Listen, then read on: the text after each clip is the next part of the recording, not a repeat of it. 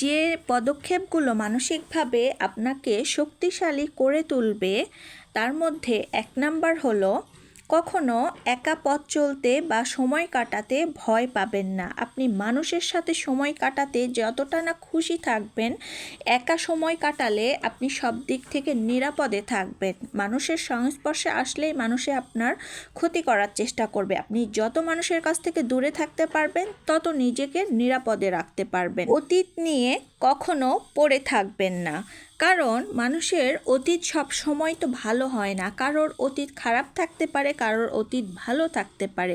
যদি আপনার অতীত খারাপ থাকে, সেই খারাপটাকে নিয়ে আপনি পড়ে থাকবেন না। ইনশাআল্লাহ ইনশাআল্লাহ মহান আল্লাহ আপনার জন্য অনেক ভালো কিছুই রেখেছেন। আর যদি আপনার অতীতটা ভালো হয়ে থাকে, তাহলেও মনে রাখবেন যে মানুষের দিন কিন্তু সব সময় একরকম যায় না। কখনো তাকে না কোনো বিপদের মধ্যে মহান আল্লাহ পতিত করবেন এবং তার ধৈর্যের পরীক্ষা নেবেন। 3 নাম্বার যে কাজটা আপনাকে মানসিকভাবে শক্তিশালী করে তুলবে সেটা হলো কোনো কাজ করার পরে সাথে সাথে আপনি সেই কাজের ফলটা আশা করবেন না, কারণ আপনি ধৈর্য ধরবেন।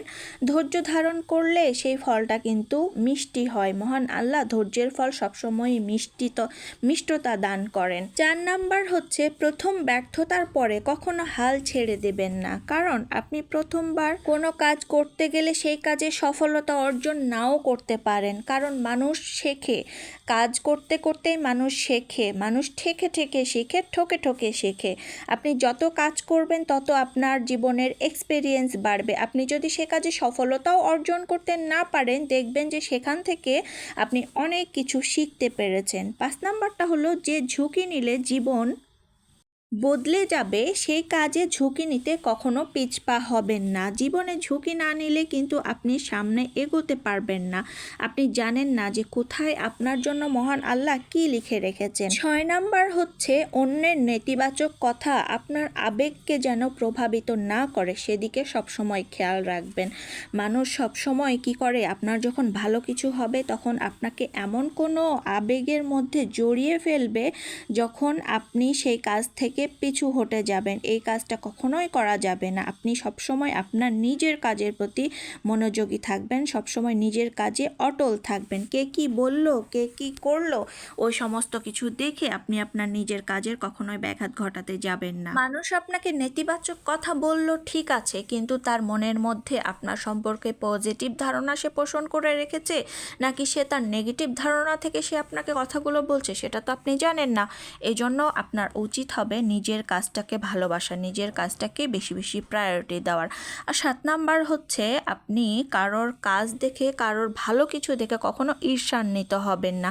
অন্যের সফলতায় আপনি যদি ঈর্ষান্বিত হন, মহান আল্লাহ আপনাকে কোন সময় কোন জায়গায় পেছনে ফেলে দিবেন সেটা কিন্তু আপনি আমি কেউ জানি না। যেখানে আপনি সর্বোচ্চ স্থানে থাকার কথা ছিল, দেখবেন যে মহান আল্লাহর বিচার কিন্তু অত্যন্ত সূক্ষ্ম। সেখানে আপনি বিন্দুমাত্র সম্মান পাবেন না, বরং আপনাকে লজ্জিত হতে পারে। তো সেই জন্য কাউকে ঈর্ষান্বিত হওয়ার দরকার নেই। নিজে কোনো কাজে ব্যর্থ হচ্ছেন, সেই কাজের জন্য নিজের উপরে হা হুতাশ করা বন্ধ করে দিন।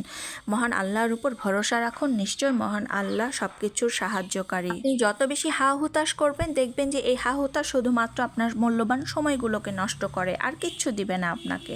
আর 9 নাম্বার হচ্ছে এমন কিছুর উপর নিজের শক্তির অপব্যয় করবেন না যেটা আপনার জীবনকে ঝুঁকির সম্মুখীন করে ফেলে বা আপনাকে অপমানের সম্মুখীন করে। 9টা টিপস সবসময় মনে রাখবেন, নিজের মনোবলকে শক্ত রাখবেন। আর যদি আমার ভিডিওটি ভালো লেগে থাকে অবশ্যই লাইক, কমেন্ট, শেয়ার করে আমার পাশে থাকবেন। আল্লাহ হাফেজ, সবাই ভালো থাকবেন।